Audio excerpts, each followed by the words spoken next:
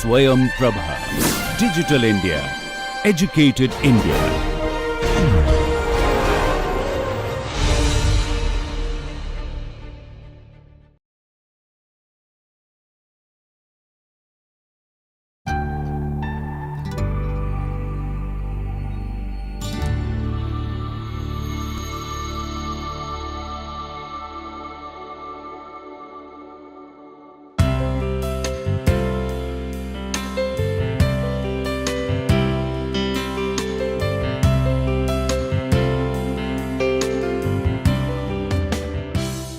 Hello everyone, welcome to this lecture series on disaster recovery and build back better.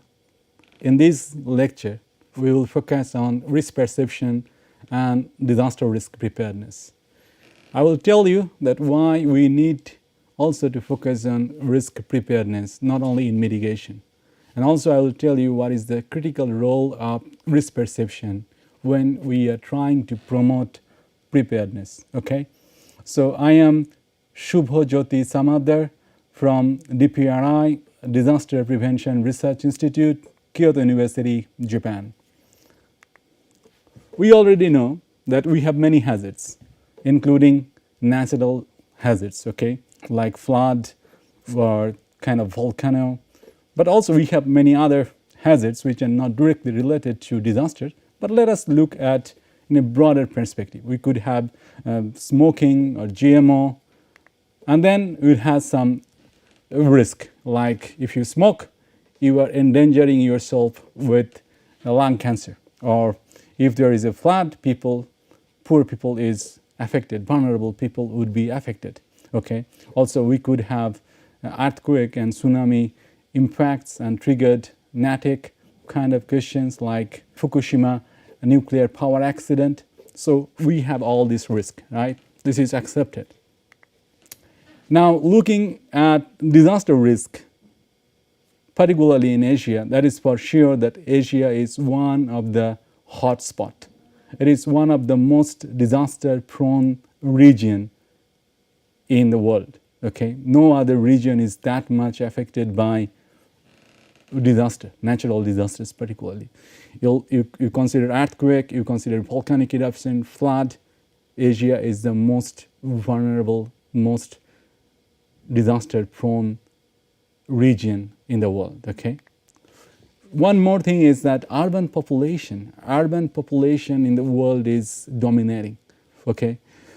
In 1950, it was only 29.7% of total population was urban population, only 29.7.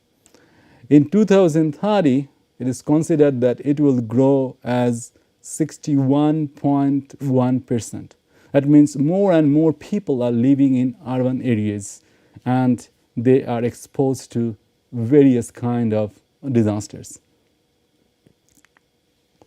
You can see this graph also that is showing that how earthquake, flood, windstorm is increasing from 1950 to 2000. That is for sure that flood is increasing and windstorm is also increasing, has increasing rate. Earthquake is relatively similar, but great natural disaster in the world are really increasing. Also, not only the disasters are increasing, but economic loss and social impacts due to disasters are increasing. Here is one, you can look at economic losses or insured losses with trend from 1950s to 2000. That's for sure that it is increasing. Okay. So what is the trend now? Large catastrophic disaster is more likely to occur. Okay, large catastrophic disaster, big disasters like 2011 Japan one surely is going to increase, but that was very extreme.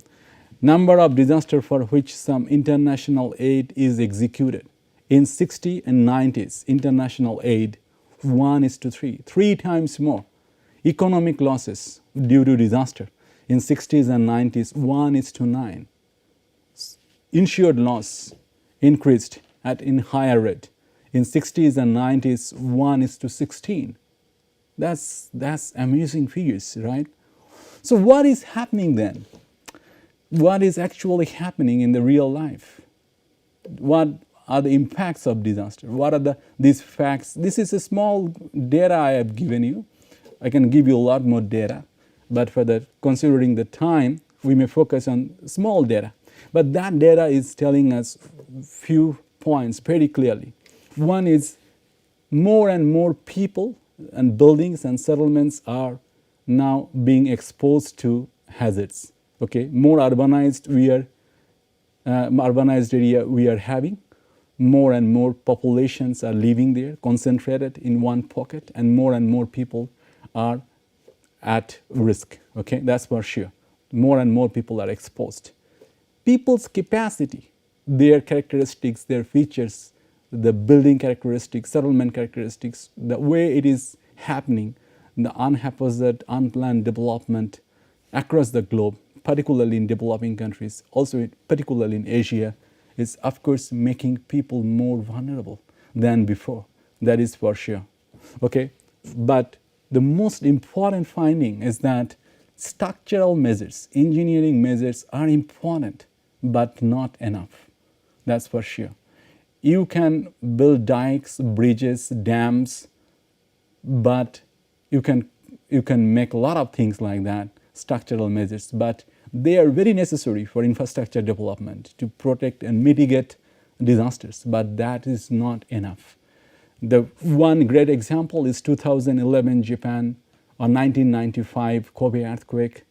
Also in India, we have giving so much effort, like a country which is so prepared like Japan, are investing so much on infrastructure development, but still it is sure that by structural measures you cannot simply make communities resilient.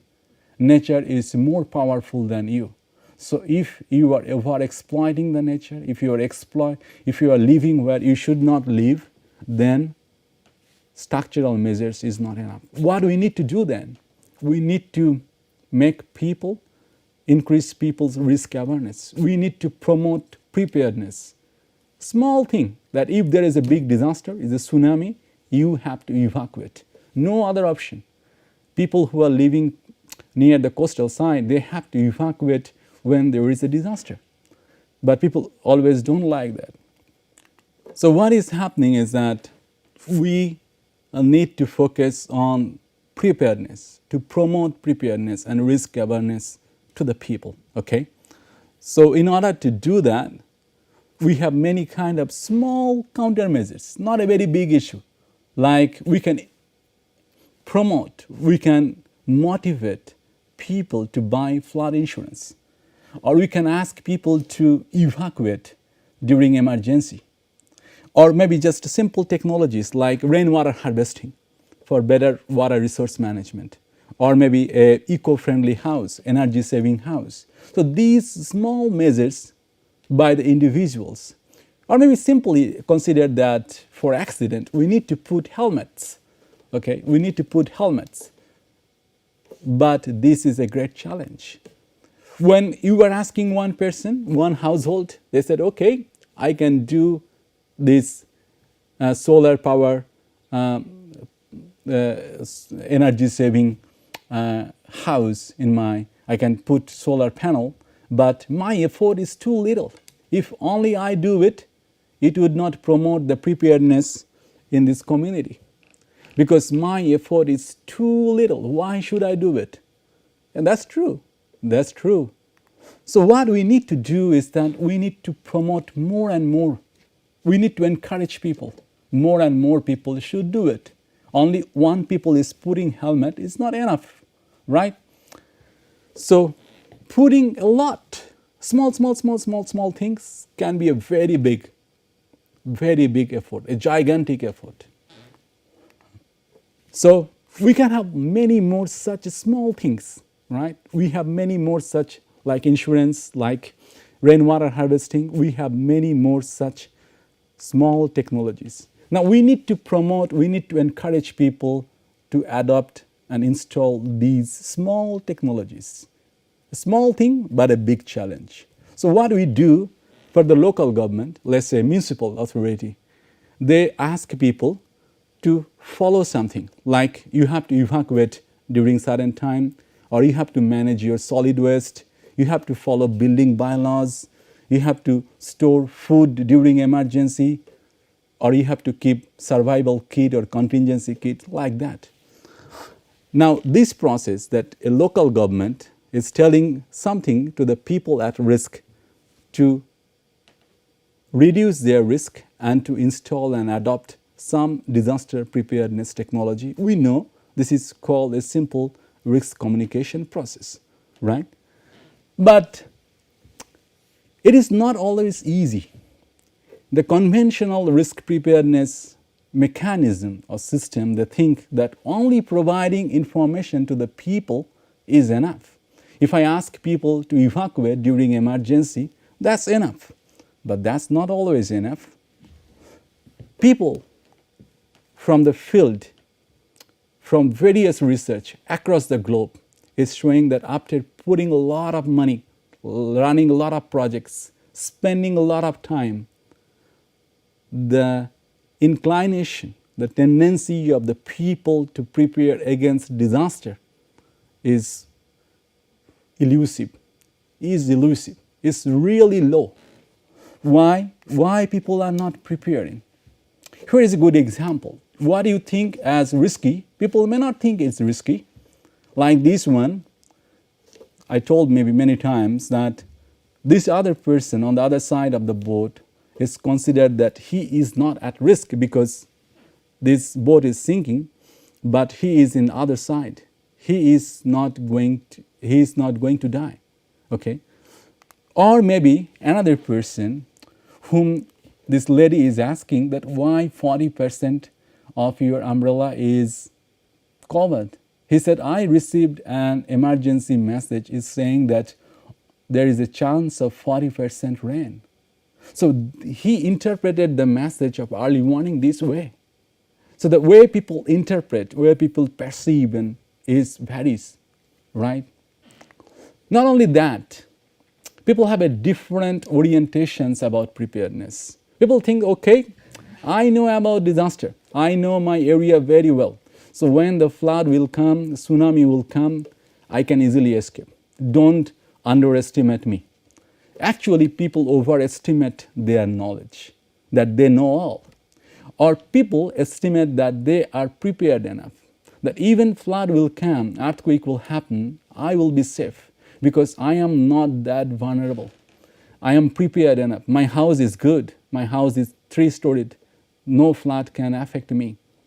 Or maybe people think that, okay, it is also the responsibility of others. Like people often blame the municipal authority for getting flood. They said that flood is the issue of the local government. It's not my duty to protect myself against flood risk. It is the duty or responsibility of the local government to protect me. Okay? So these factors, there could be many other factors that actually reduce people's risk awareness or low risk perception and eventually reduce the preparedness. Here are some data we can see that actually, ideally, we should have more money should be invested on prevention and preparedness. But if you look into the current situation, it is totally opposite. We are spending more money in emergency response and very less money in prevention and preparedness, right? So we need something to do and we are not doing it. So disaster preparedness, which we are promoting, is not enough. We are spending more money on disaster relief. People are not ready to spend money on preparedness. So government is also failing to spend money on preparedness. People are not motivated to do it. Not only that, proactive risk financing is less used in developing countries. It's showing that we have very, very less. During the pre-disaster financing, the local government or the national government in developing countries are spending very little money whereas during the emergency we are spending a lot more money. So disaster preparedness, which is so necessary to increase communities' resiliency, is not happening. It's so difficult, so challenging to encourage people to prepare against disaster, right? So these risk communications, like local government to the community, how we can manage this one? Let's imagine that a flood is coming and local government is trying to say to the people that flood is coming, so you are at risk, so your family is at risk, so please, please, please evacuate. Do not take the risk, but please evacuate to a safer place that we told you. And this message was given to the people through newspaper, through mass media like TV, radio, internet, okay? But this person doesn't care. This person doesn't care. He is not listening. He is at risk. He is enjoying the flood while reading newspaper, okay? He doesn't care. So is it not really challenging? This is very common scenario. This is not a very extraordinary scenario. It's very common scenario that people are not doing it when we are telling them to prepare, telling them to evacuate. Then, by the time this person realized it is no more the 50 kilometer, it is 50 centimeter, he is inundated, his area is inundated, okay? So the big challenge is that what people think, what is risky, their knowledge, sometimes certain, sometimes they agree that, okay, we are at risk, but many times they don't agree, it's very uncertain. Also, if they find that this is real, I am really at risk, what can be done? Sometimes it is very agreed, people agreed that, okay, if I evacuate, I can protect myself from flood. I can mitigate, reduce the disaster risk. But sometimes people challenge the mitigation measures or preparedness measures itself. Will it work? Will it work for me? So knowledge what is risk and how it can be solved, that is the consent, is always challenged. Okay? So in case of risk perception, always there is the question, what is risky? What extent is risky? Why risky? Right? Similarly, preparedness. What is priority of work? What should I do? What is effective? Will it work? Evacuation will work to protect myself, to reduce my risk? Who will do it? If I am saying that, okay, I will put rainwater harvesting, is it my responsibility to put rainwater harvesting, or the government will do it? And when would it be done? Who will take this responsibility and temporal questions? So these are very common questions when we are trying to promote disaster preparedness. Here is a very important data. Then what is risk? Why people are not believing risk? There is a Britain Royal Society. They published a white book on risk assessment in 1982, and 1983 it was revised again. They actually asking many famous, acknowledged, internationally acclaimed professors, scientists to estimate and tell them what is risky, to talk about a risky. But very funny thing is that when this society is publishing this white paper, they are saying, disclaimer, they are saying that this report is not a report of the society. The views expressed are those of the authors alone. So I am not taking the responsibility here. Society is telling. No collective view about risk. So it is not about to tell you that this is what is risk. A forum of debate. This is just only a forum of debate. What happened? Why, after calling so many international researchers, professors, they are saying that this is what we are not going to take the responsibility? So this is a disclaimer. Why it is so?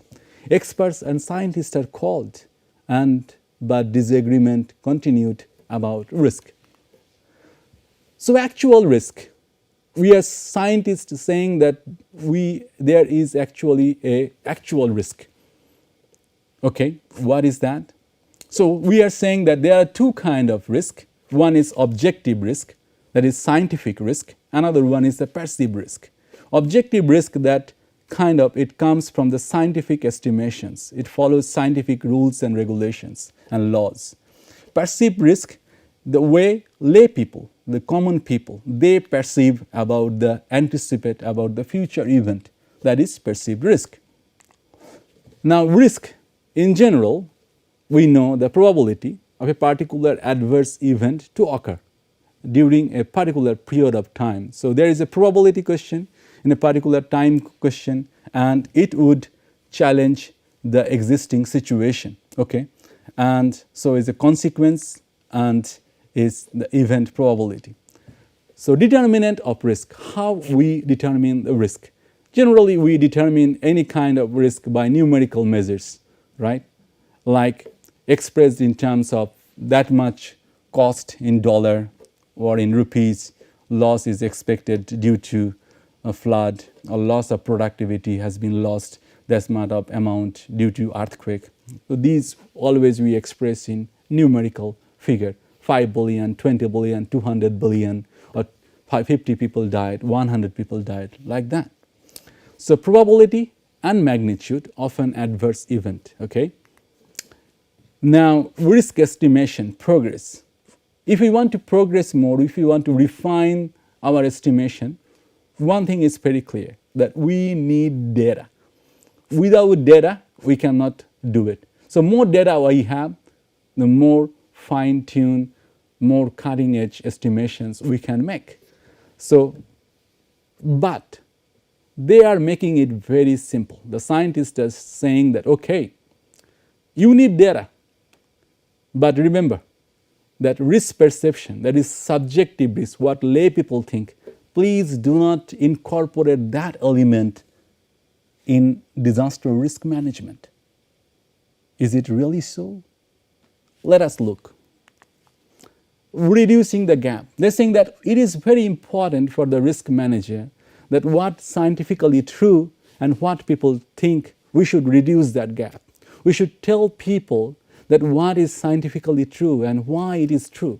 What they think is not right. For example, here, if you are smoking, you are at risk. You believe or not, you may be doing it because you want to be macho or your body needs nicotine, but once you are smoking, you are at risk. That is very clear. Or maybe if you want to be a flamboyant hero like this guy, you are at risk. If you are doing it at highway or any place, you are at risk. You believe it or not, it's simply up to your perceptions. But scientifically, we can tell that this is your problem. Or if you are driving and not putting seat belt, this is your problem. Now the question is it a fun or danger? Scaring? Is it fun for the young people, also for the old people? Is it danger for the young people or for the old people? So young kids and old seniors, so the probability, the perceptions of the probability, fun or danger, which one? So the question comes, can we really measure risk? Can risk be measured? There is a person, Lord Kelvin, he is saying that anything that exists in some quantity and can therefore be measured. If there are 5 people, we can say 5 people. So it exists. So anything that exists in some quantity. A glass of water, yes, we can tell it.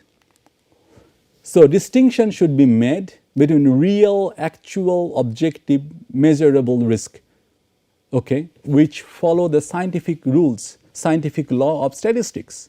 So statistically, we can say how much risk is there. Another one is the subjective one, the perceived by non-expert. There is nothing called cultural risk. It is your problem, man, but there is a scientific. Now, Britain Department of Transport, they are saying that yes, we can measure the risk. It's very simple. We can measure it based on casualty record. how many people are dying in a particular time and a particular road. Okay, the consequence of real accident. These are simple parameters to tell people how much risk is there. Also, this is actual danger, because if you want to be flamboyant, you can be, no problem, but that is the consequence. And if you do it, if you don't believe it, this is your personal problem. But scientifically, we know that this road is danger. You should not do this, so you are at risk. Safe and unsafe road, according to them, is very clear. Like if there is no accident, right hand side, left hand side, then this road is safe. And if this road is unsafe, because we can see that there is an accident. Okay, so really, can we really measure the risk? So that's a big question. These questions, that whether we can really measure, can we really distinguish between objective risk and perceived risk, that challenge will continue.